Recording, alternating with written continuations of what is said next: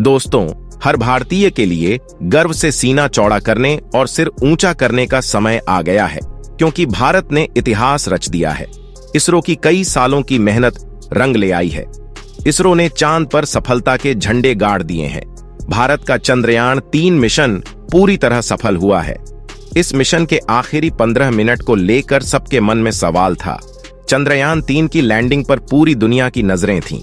चंद्रयान 3 के लिए सबसे अधिक चुनौती थी सॉफ्ट लैंडिंग के आखिरी 15 मिनट की। इसी 15 मिनट को सबसे अधिक चुनौतीपूर्ण शुरुआत से बताया गया था, लेकिन इसरो ने वो कर दिखाया जो करना बड़े से बड़े देशों के बस की बात नहीं है। तो आइए जानते हैं कैसे भारत के इसरो ने इस महत्वपूर्ण मिशन को अंजाम दिया, जिसे देखकर अमेरिका, रूस, चीन सबकी आंखें फटी की फटी रह गई।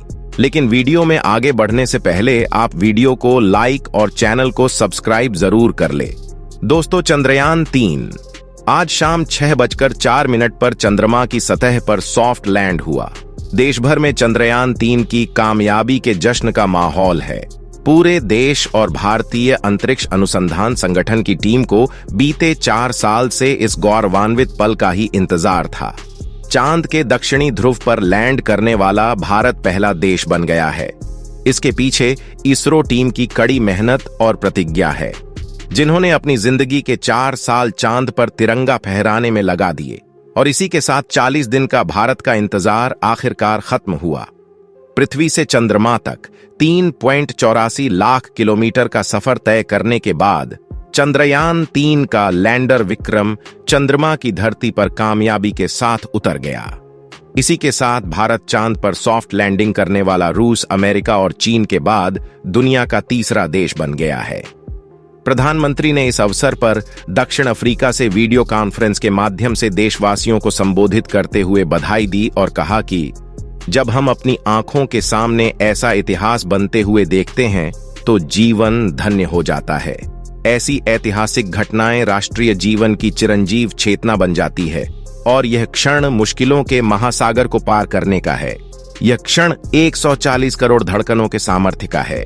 दोस्तो68 आपको बता दें कि लैंडिंग से पहले लैंडर चांद की सतह से करीब 30 किलोमीटर की दूरी पर था। इस वक्त इसकी गति 1.68 किमी प्रति सेकंड थी। इसके बाद यह 6.8 किलोमीटर की ऊंचाई पर आया, जहां इसकी गति 350 मीटर प्रति सेकंड की हुई। इसके बाद 2 इंजन बंद कर दिए गए। फिर लैंडर 2 ही इंजन के साथ नीचे की ओर आया। इसके बाद लैंडर यहां से 6.8 किलोमीटर की ऊंचाई से 800 मीटर की ऊंचाई तक आया। इस समय स्पीड लगभग 0 मीटर प्रति सेकंड थी। इसके बाद 150 मीटर तक सीधे उतरा। आखिरी समय में कैमरे और सेंसर से यह सुनिश्चित किया गया कि लैंडिंग की जाए या नहीं। 60 मीटर की ऊंचाई तक जाने के बाद यहां से चांद पर सॉफ्ट लैंडिंग हुई। 30 किलोमीटर से लैंडिंग तक की पूरी प्रक्रिया ऐसी थी जिसने न सिर्फ वैज्ञानिकों की ही बल्कि देशवासियों की भी धड़कनें बढ़ा दी थीं। इन 15 मिनट को ही मिनट्स ऑफ टेरर कहा जाता है। यही आखिरी 15 मिनट ये डिसाइड करने वाले थे कि चंद्रयान 3 सफल होगा या नहीं। पिछली बार की गलती को ठीक करते हुए इसरो ने इस बार इन्हीं 15 मिनट का फुल प्रूफ प्लान बनाया था। चंद्रयान 3 के लिए अब अगले कुछ पड़ाव महत्वपूर्ण हैं। जैसे अब नजरें प्रज्ञान रोवर पर है, जो स्थितियां सामान्य होने के बाद चांद की सतह पर चलेगा। चंद्रयान 3 का लैंडर मॉड्यूल लैंडर के कंप्लीट कॉन्फ़िगरेशन को बताता है। इसमें रोवर का वजन 26 किलोग्राम है। रोवर चंद्रयान 2 के विक्रम रोवर के जैसे ही है। वरिष्ठ वैज्ञानिक डॉ. संजीव सहजपाल कहते हैं कि योजना के मुताबिक सॉफ्ट लैंडिंग के साथ ही लैंडर और रोवर चांद की सतह पर अपना काम करना शुरू कर देंगे। लैंडर के साथ ही चांद की सतह पर उतरने वाले रोवर अपने पहियों वाले उपकरण के साथ वहां पर सतह की पूरी जानकारी इसरो के वैज्ञानिकों को देना शुरू कर देगा। इन पहियों पर अशोक स्तंभर और इसरो के चिन्ह उकेरे गए हैं, जो प्रज्ञान के आगे बढ़ने के साथ चांद की सतह पर अपने निशान छोड़ेंगे। इसी के साथ इसरो और अशोक स्तंभ के चिन्ह चांद पर अंकित हो जाएंगे। वैज्ञानिकों के मुताबिक सॉफ्ट लैंडिंग के बाद रोवर और लैंडर से जो जानकारी इसरो को मिलेगी वह 14 दिनों तक ही होगी, क्योंकि चांद को पूरी रोशनी सिर्फ इसी दौर में मिलेगी।